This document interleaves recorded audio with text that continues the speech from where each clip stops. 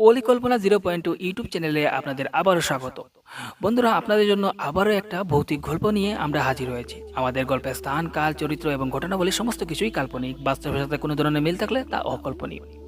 আমাদের আজকের গল্প 1000 নম্বর ওয়ার্ড। গল্পটি লেখনে আছেন পঙ্কজ এবং গল্প পাঠে আমি সুব্রত। শুরু হচ্ছে আমাদের আজকের গল্প 1000 নম্বর ওয়ার্ড। রাজীব সবে ডাক্তারের পড়াশোনা শেষ করে দেশে ফিরে এবং দেশে ফিরেই সে একটা সরকারি হাসপাতালে যোগদান দেয়। কিন্তু এই হাসপাতালের একটা অদ্ভুত রহস্য ছিল। এর সবচেয়ে ভয়ঙ্কর অংশ ছিল 1000 নম্বর ওয়ার্ডটা। শোনা যেত সেখানে যে একবার প্রবেশ করবে সে আর জীবিত ফিরে আসবে না। হাসপাতালের কর্মীরাও এই বিষয়টা জানতো, কিন্তু কেউ এই 1000 নম্বর ওয়ার্ডের কাছেই যেত না। রাজীবকেও হাসপাতালের এই ঘটনাটা তার কর্মীরা জানিয়ে দেয়, কিন্তু রাজীব ছিল খুবই সাহসী লোক। সে তাদের এই কথাগুলোকে কুসংস্কার বলে উড়িয়ে দিয়েছিল। একদিন রাতের বেলা রাজীববাবু পেশেন্ট দেখে বাড়ি ফিরছিলেন। হঠাৎ তার ফোনটা বেজে ওঠে। ফোনটা রিসিভ করতেই রাজীববাবু শুনতে পেলেন কারো আর্তনাদের শব্দ। কেউ বলছে, বাবু, আপনি তাড়াতাড়ি 1000 নম্বর ওয়ার্ডে চলে আসুন, এখানে খুব সিরিয়াস পেশেন্ট আপনার জন্য অপেক্ষা করছে।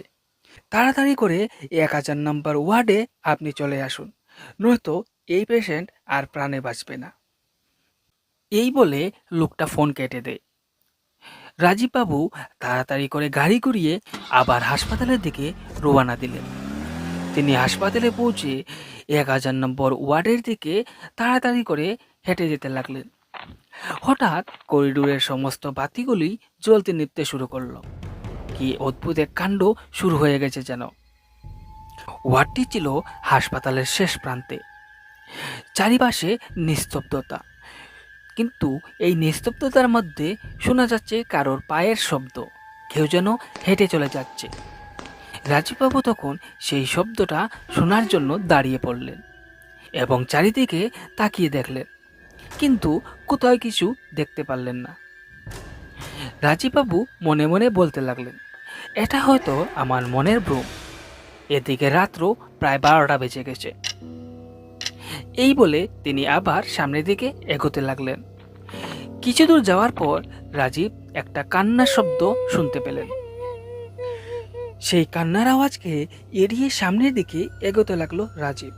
অবশেষে রাজীব সেই 1000 নম্বর ওয়ার্ডের দরজার সামনে এসে পৌঁছালো। সেখানে পৌঁছাতেই রাজীব দেখতে পেল সেই ওয়ার্ডের দরজাটা অনেক পুরনো আর রহস্যময় বটে, আর দরজার মধ্যে ঝুলে আছে একটা তালা। এই দেখতে না দেখতেই হঠাৎ করে সেই তালাটা নিজে থেকেই খুলে গেল, আর ধীরে ধীরে সেই দরজাটাও খুলে আসলো। দরজাটা খুলতেই একটা হালকা শীতল ঠান্ডা বাতাস রাজীবের শরীরে এসে লাগলো। তারপর রাজীব ধীরে ধীরে সেই রুমের ভিতরে প্রবেশ করতে লাগলো এবং রুমের ভিতরে প্রবেশ করেই সে চারিদিকে দেখতে লাগলো, কিন্তু কিছুই নজরে পড়ছে না। রুমের ভিতরে হঠাৎ লাইটগুলি জ্বলতে নিভতে লাগলো। এবার রাজীবের মনে একটু ভয় আসতে লাগলো। রাজীবের হঠাৎ নজরে পড়ে একটা বেড। সেই বেডের উপর কে যেন বসে রয়েছে এবং বসে বসে কুকাচ্ছে। রাজীব সেই বেডের উপর শুয়ে থাকা লোকটির দিকে ধীরে ধীরে এগোতে লাগলো, কিন্তু এগোতে যাবে হঠাৎ সেই লোকটা দাঁড়িয়ে পড়ল বেডের উপর এবং তাকে ছিটকে অনেক দূর ফেলে দিল এবং সে এক ভয়ঙ্কর হাসি দিতে শুরু করলো। রাজীব সঙ্গে সঙ্গে তার দিকে চেয়ে দেখল সেই লোকটি চোখ দিয়ে রক্ত ঝরে পড়ছে আর তার শরীরটা আগুনে পুড়ছে। তারপর সেই বেডে থাকা লোকটা রাজীবকে বলল, তুই নাকি ভূতে বিশ্বাস করিস না, আজ তোকে দেখাবো ভূত সত্যি হয় কি না। তুই আজ প্রাণে বাঁচতে পারবি না।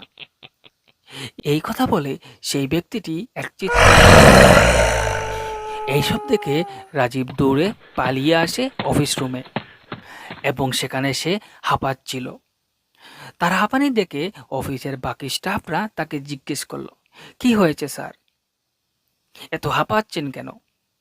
তখন রাজীবের সাথে ঘটে যাওয়া সেই ঘটনাটা সে খুলে বলল। তাহলে কি বাকি স্টাফগুলি সত্যি বলেছিল এখানে আত্মার বাস? আপনারা এতক্ষণ শুনছিলেন আমাদের আজকের গল্প 1000 নম্বর ওয়ার্ড।